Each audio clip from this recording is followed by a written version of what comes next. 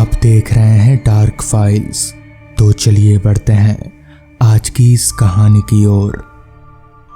मुझे अच्छे से याद है वो दिन हम लोग नानी घर में थे। बरसात का मौसम था और हल्की फुल्की बूंदाबांदी बारिश हो रही थी। रात का पहर था। मैं तब छोटा था और अपनी नानी के साथ ही सोया करता था। मेरी आदत थी कि मैं बिना कहानी सुने मुझे नींद नहीं आती थी। आदतन मैंने अपनी नानी को कहानी सुनाने की जिद की तो नानी ने कहा, ठीक है चलो एक कहानी सुनाती हूँ, मगर ये कोई बनावटी कहानी नहीं है, ये एक सच्ची घटना है जो बहुत साल पहले हमारे गांव में घटी थी। ये कहकर नानी ने किस्सा शुरू किया। बहुत साल पहले हमारे गांव में बिरजू नाम का एक आदमी हुआ करता था। बिरजू को अपने खेत और उसकी फसलों से प्यार था, इसलिए वो हमेशा अपने कई एकड़ में फैले खेतों के पास एक छोटी सी कुटिया बनाकर रहता था। रात को अपनी कुटिया में सोता और सुबह वापस अपने घर जाकर नित्यक्रम करके वापस परिवार वालों से मिलता था। कुटिया से कुछ दूर में एक छोटा सा कुआं हुआ करता था। वो कुआं बहुत ही पुराना और गंदे पानी से भरा हुआ था।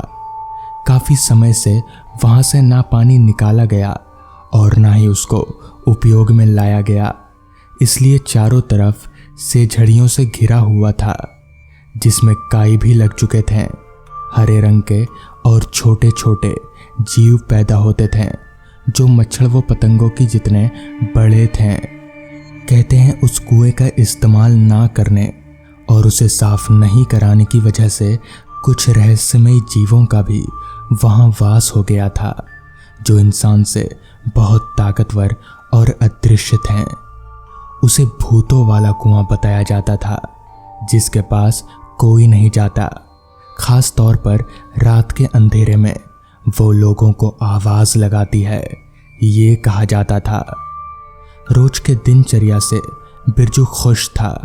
दिन बीतते गया और वो अपने खेत व फसलों की देखभाल करने रात को निकल गया।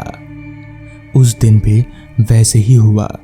बिरजू अपनी पत्नी संध्या को बताकर रात को अपनी कुटिया की ओर जाने लगा। जरूरत के सारे सामान भी उसने पकड़ लिए थे और जब कुटिया के पास पहुंचा और दरवाजा खोलने लगा, तब एक अजीब सी आवाज आई, बहुत दूर से, जैसे कोई उसे पुकार रहा हो। वो रात अमावस की थी। इधर उधर देखने के बाद कहीं कोई नजर नहीं आया और फिर बिरजू अंदर चला गया अपनी कुटिया के और सोने की तैयारी करने लगा और अपने चारपाई पर लेट गया। धीरे धीरे उसे नींद आ गई। कुछ देर बाद बाहर से किसी ने दरवाज़ा खटखटाया।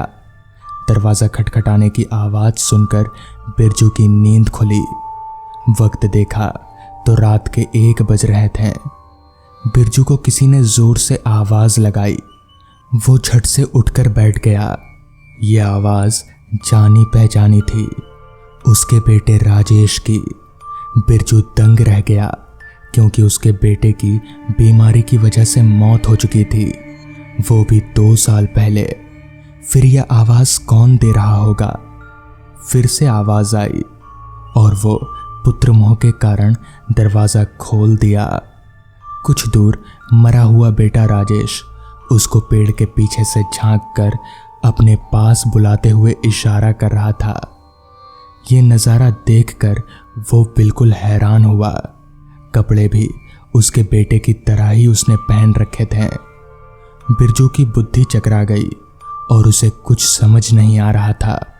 वो फौरन दौड़ पड़ा और अपने बेटे के पास चला गया। जब वो पेड़ के पास पहुंचा और अपने लड़के के आंखों में देखा, उसकी आंखें भूरी रंग की थी। उसकी आंखों से सम्मोहित होकर बिरजू देखता रहा। राजेश अपने कदमों को पीछे की ओर ले जाते हुए चलता हुआ बिरजू को अपने पास आने का इशारा करने लगा और वो भी मंत्रमुग्ध हुए उसके पास जाने लगा। बहुत दूर जाकर वो दोनों कुएं के पास पहुंच चुके थे। राजेश का रूप बदल चुका था। वो नीले रंग की एक औरत का रूप ले लिया। उसके माथे में एक खोपड़ी बिंदी के आकार की थी। सुबह बिरजू अपने घर नहीं पहुंचा। काफी देर हो चुकी थी।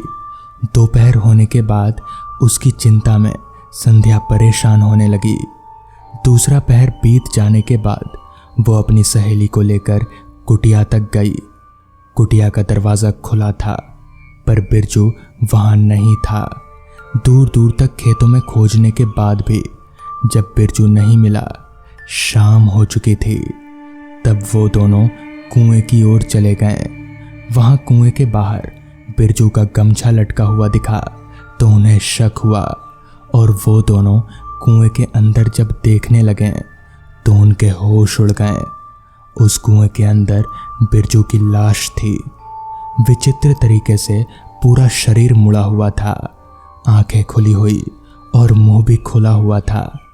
दोनों फौरन जाकर ये बात सरपंच जी को बताई और दूसरे दिन सुबह उसके लाश को बाहर निकालकर अंतिम संस्कार किया गया। बिरजू के साथ इसके बाद क्या हुआ किसी को कुछ पता नहीं चल पाया।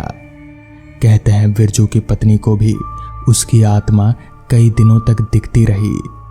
फिर तांत्रिक के बुलाए जाने पर सब कुछ ठीक हो गया था। तो दोस्तों, ये थी आज की कहानी। अगर आपको ये कहानी पसंद आई हो तो वीडियो को लाइक और चैनल को सब्सक्राइब करना ना भूलें। तो मैं आपका दोस्त आर्यन जल्द ही मिलूंगा आपसे ऐसी ही एक कहानी के साथ।